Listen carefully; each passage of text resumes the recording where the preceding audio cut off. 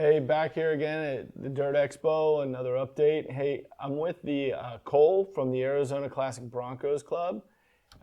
This is an epic club. This club's been around since '91. It's been around forever in the state of Arizona. It's known everywhere. It's been written up in a lot of magazines. They're famous. They've got their 35th annual Stampede coming up here in a couple weeks. Well, March. And I'm with Cole. And Cole, tell me all about what you got going on. So we're part of the Arizona Classic Bronco Club. You can see the flag here, of course. We've been around since '91.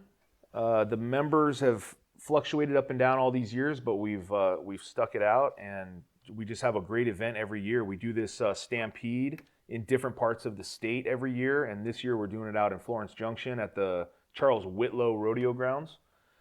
There'll be probably 60 to 100 Broncos and maybe 200 people, and we invite 6th Gen, the new Broncos, and of course every year of Classic Bronco and all the way through. We go out on trail runs, we do a big raffle. We have lots of sponsors that come out and donate things, so it's just a good time. Yeah, I was looking through your sponsor list. It looks amazing. It Yeah. looks like a great time. And Florence is good. Florence has got some great riding out there. It's got some good trails. It's a good mix of stuff. everything. Yeah. You know, if you want to hit the hardcore stuff, you can go hit Axle Alley and Highway to Hell and all that good stuff. If you just want to do some trail riding, you can go down to the Agua Fria and just kind of hang out, put your toes in the water. Yeah. So it's a good mix of everything. That's awesome. And you've been in this a long time. I just have to ask one question. I see the prices of Broncos lately. Yeah. Are they truly just out of control? It's getting there. It's rough, man. Even for someone like myself, who I've been wheeling my whole life, really. And there comes a point where you just, do I want to bang up my Bronco anymore? I kind of want to take it easy. You know, before the Arizona Pinstripes were kind of a badge of honor, and I feel like they still are because we've got them and we have dents and dings in the rockers. But there comes a point where you really don't want to hurt this thing. But the prices are wild. They are, right? They're just wild. Everything's getting thousands. Some of they're them, getting right? up there, yeah. And people are doing, coyote swaps and modern interiors and AC and everything's, brand new. And you'll see those Broncos at the show, at our Stampede. You'll see fully built, unbelievable Broncos there, and you'll see the good old boy with the rust bucket that just is there to have a good time and get it out and see everybody. So it's a great mix of everybody. That's really cool, man. Yeah. That's so awesome. And last year was your first year at the Dirt Expo, which we were extremely happy to have. Yeah, it was great to be there. I think it was the your first previous year we were outside, but Okay. last year we were inside and we had a great spot set up, and we appreciate that. So Yeah. we'll be there again this year. And we love having all the groups come to the shows and be part of the community, especially the Arizona community, because that's where I'm from and this is what I do. So I really appreciate you guys coming out and working with Scott and George and everybody and Definitely. yourself. But what else can you tell me that we should be looking at for the Classic Bronco? What years were the best years of them? Well, that's kind of debatable. They started in '66, they went through '77, and every year got a little bit better. You'd add power steering, you'd add power brakes. In the later years, they started adding disc brakes. Automatic transmissions came in '73, so it really depends on what you're looking for. But the nice thing is with the aftermarket, you really just need the body, and you can update everything else with new parts. So my personal Bronco has Curry rear housing in it, custom 9-inch. I've got Detroit lockers front and rear, fuel injection, all the aftermarket bumpers. Like Protofab is our local guy here in Arizona that builds all the custom roll cages and front and rear front winch and rear tire carrier with ice rack and all that stuff. So super nice. yeah, so you can upgrade the Bronco. What's the worst year of the Bronco? I'm talking about from now back. You can't put me on the spot for that. Some of those '80s models were a little rough in my opinion, but we're gonna leave it at that. So I'm not gonna pinpoint one. You're not gonna get into a thread No, discussion. I don't want to get thrown out. You don't want to. But the new Bronco they've come out with is pretty nice. I'd say so. We have one in my family, and we go out and wheel that thing too, and it surprises me. It always does. But it has all the fun whiz-bang stuff, and you can push buttons to lock the front and rear. It has the turn assist, so you can basically do like a front dig like we do in the rock crawlers.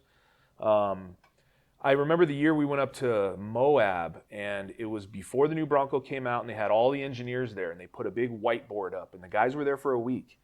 the engineers from Ford came out and they rode with all the guys in the Classic Broncos and they ran all the trails in Moab and they really took a lot of notes. So I think that they took all those little particular things that us enthusiasts have taught and learned and figured out over the years, and they actually incorporated that stuff. So That's awesome. It's kind of cool to see. Yeah, that's really cool.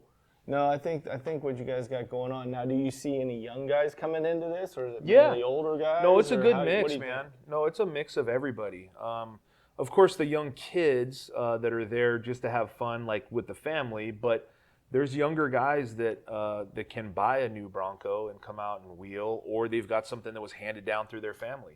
Yeah, that's cool.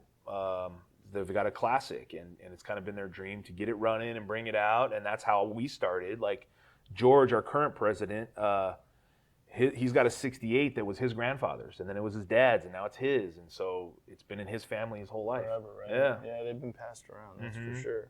That's cool, man. And as far as like, where do you see this? Is it growing for you? Is it slowing down, or what do you think from when it was conceived in '91? How's the Bronco? There was.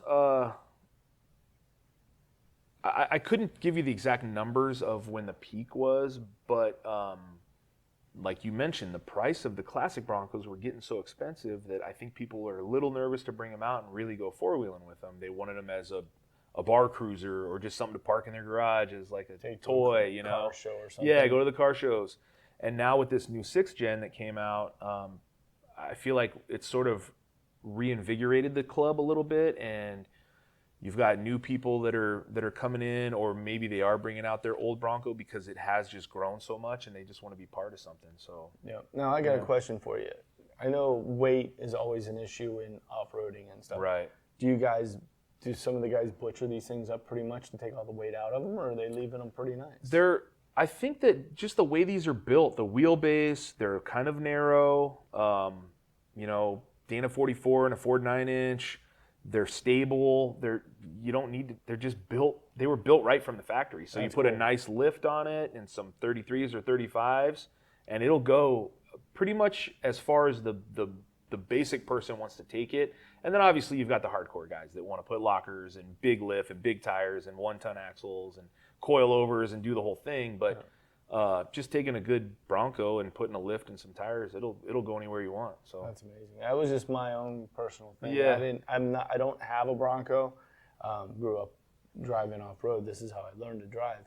But I've just heard this over the years that some people do different modifications to them to lighten them up and stuff. And I just thought I'd ask a person who actually knows all this cool stuff.